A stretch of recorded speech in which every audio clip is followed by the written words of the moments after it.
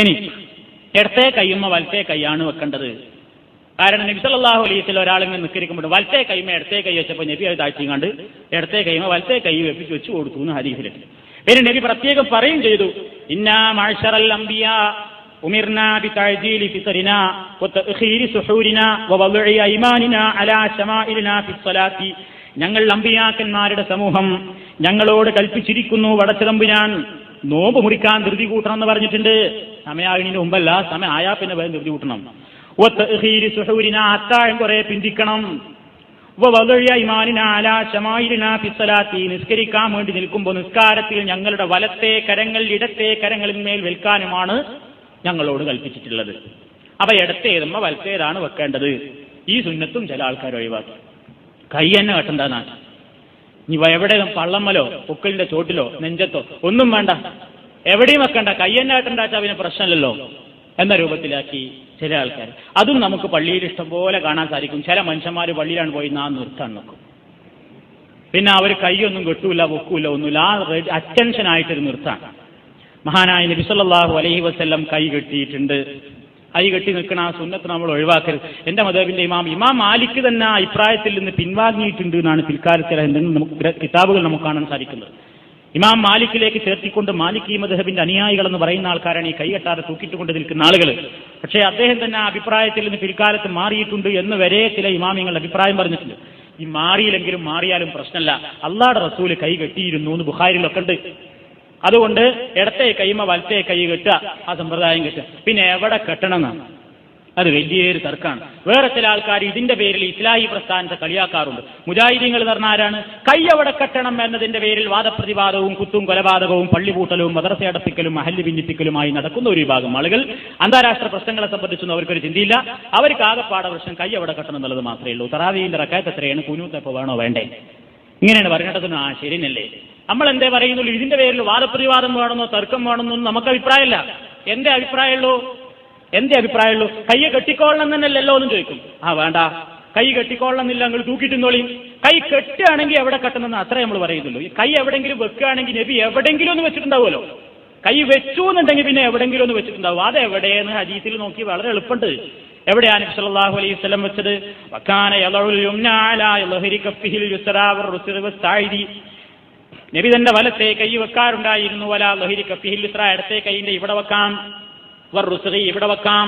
വസ്താഇദി ഇവിടെയും വെക്കാം. അപ്പൊ ഇവിടെയൊക്കെ വെച്ചിട്ടുണ്ട്. ഇങ്ങനെ നിൽക്കാം.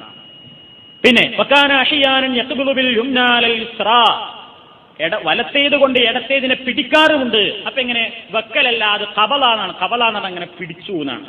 അങ്ങനെ പിടിച്ചിട്ട് അല്ലാഹു അക്ബർ അങ്ങനെ പിടിച്ചു വെക്കുക.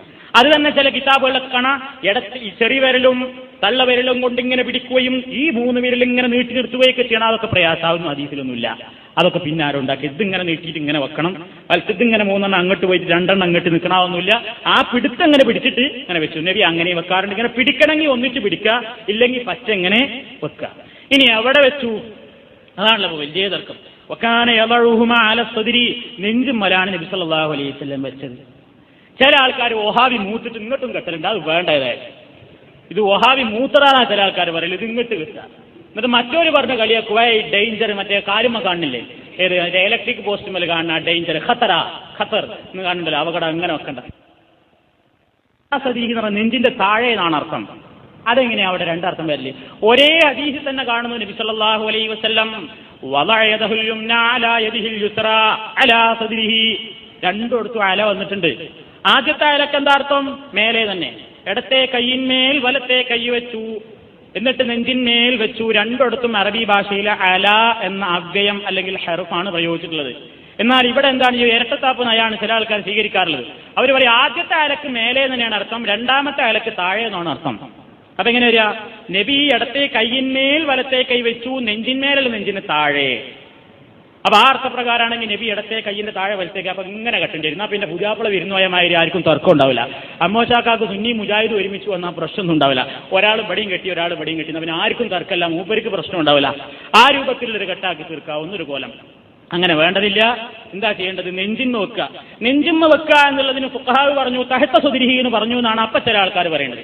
ഇങ്ങൾക്ക് അലാ സുദ്രിഹിയിൽ നിങ്ങൾക്കുണ്ടോ വല്ല ഫിഖും കിതാബും തിരിയുന്ന മൗലൈമാരെ, ഞങ്ങളാണ് ഫിഖിന്റെ പുസ്തകക്കാർ, അതുകൊണ്ട് ഞങ്ങളുടെ ഇമാമിങ്ങൾ അലാ സുദ്രിഹിന്ന് പറഞ്ഞോടത്ത് ഈ തഹത്ത സുദ്രിഹിന്ന് അപ്പുറത്ത് പറഞ്ഞിട്ടുണ്ട്, അപ്പുറം കക്കല എന്നും നിങ്ങൾ ഏർപ്പാട് എന്ന് പറഞ്ഞിട്ട് കളിയാക്കാറുണ്ട്. എന്നാ നമ്മൾ ആലോചിച്ച് നോക്കുക, ഇമാമിങ്ങൾ തഹത്ത സുദ്രിഹി എന്ന് പറഞ്ഞാൽ പള്ളമ്മേ നടത്തണ്ടോ? ഇല്ല. എന്താ കാരണം? തഹത്ത സുദ്രിഹി എന്ന് പറഞ്ഞാൽ എവിടെയാണെന്ന് അവർ പറയുന്നുണ്ട്. വൽ ഹിക്മത്തു ഫീ ജഅലിഹിമാ തഹ്ത സദ്രിഹി അൻ യകൂന ഫൗഖ അശ്റഫിൽ അഅളാഇ വഹുവൽ ഖൽബു. ഉണ്ടോ? അതാ ഫുഖഹാവ് പറഞ്ഞത്. അവർ പറഞ്ഞ തഹത്തക്കർത്ഥം പള്ളമ്മേന്നല്ല. ഒരു വസ്തുവിന്റെ താഴെ എന്ന് പറഞ്ഞാൽ വിരലിന്റെ ചോട്ടി പിടിച്ചു എന്നാണ്, അവിടെ പിടിക്കലല്ല, ഇവിടെ പിടിക്കലാണ്. അല്ലേ? ഒരു കിതാബിന്റെ അടിയിൽ പിടിച്ചു എന്ന് പറഞ്ഞാൽ ഇവിടെ പിടിക്കലാണല്ല, ഇങ്ങോട്ട് പിടിക്കലല്ല. അപ്പൊ അവര് പറഞ്ഞ അർത്ഥം തഹത്ത സുദ്രിഹി നെഞ്ചിന്റെ താഴെ എന്ന് പറഞ്ഞാല് പള്ളം വലിയെന്നല്ല. എന്താ അവർ പറയുന്നത്? വൽ ഹിക്മത്തു ഫീ ജഅലിഹിമാ, നിസ്കരിക്കാൻ വേണ്ടി നിൽക്കുമ്പോൾ ഉയർത്തിയിട്ടുള്ള രണ്ട് കൈകളും വെക്കുന്നതിലുള്ള യുക്തി പറയണവര്. തഹത്ത സുദ്രിഹി നെഞ്ചിന്റെ താഴെ വെക്കണം എന്ന് പറഞ്ഞതിന്റെ ഉദ്ദേശം അൻ യകൂന, ആ രണ്ട് കൈകളും ആയിരിക്കണം ഫൗഖ അശ്റഫിൽ അഅളാഇ, ഒരു മനുഷ്യ ശരീരത്തിലെ അവയവങ്ങളിൽ വെച്ച് ഏറ്റവും മാന്യവും ശ്രേഷ്ഠവുമായ അവയവത്തിന്റെ നേരെയായിരിക്കണം. അതേതാ? വഹുവൽ ഖൽബു, അത് ഹൃദയാണ്. അപ്പൊ ഹൃദയം എവിടെയും തീരുമാനിച്ചാൽ മതി. അലഞ്ചു ബാക്കി പള്ളന്റെ ഉള്ളിലാ ഹൃദയമെങ്കിൽ അവിടെ വെക്കുക, നെഞ്ചത്താ ഹൃദയമെങ്കിൽ അവിടെ വെക്കുക, വേറെ പ്രശ്നമൊന്നുമില്ല. അപ്പൊ നബി സല്ലല്ലാഹു അലൈഹി വസല്ലം അങ്ങനെയാണ് കേട്ടോ. ഔട്ട് ഇങ്ങോട്ടും ആരും കെട്ടണ്ട, ഇങ്ങനെ പിടിച്ചിട്ട് നിൽക്കണ്ട. നബി സല്ലല്ലാഹു അലൈഹി വസല്ലം കിട്ടിയതുപോലെയാണ് ഈ ഭാഗത്തായിട്ട് അല്ലാഹു അക്ബർ എന്ന് പറഞ്ഞിട്ട് ഇങ്ങനെ വെക്കുക. അതിങ്ങനെയും നിങ്ങൾക്ക് വെക്കാം, ഇങ്ങനെ പിടിച്ചുകൊണ്ടും നിൽക്കാം. വേറെ ആ വിഷയത്തിൽ ഒരു പ്രത്യേക തർക്കമൊന്നും നമ്മൾ ഉണ്ടാക്കേണ്ടുന്ന കാര്യമില്ല എന്ന് ഓർമ്മപ്പെടുത്തുകയാണ്.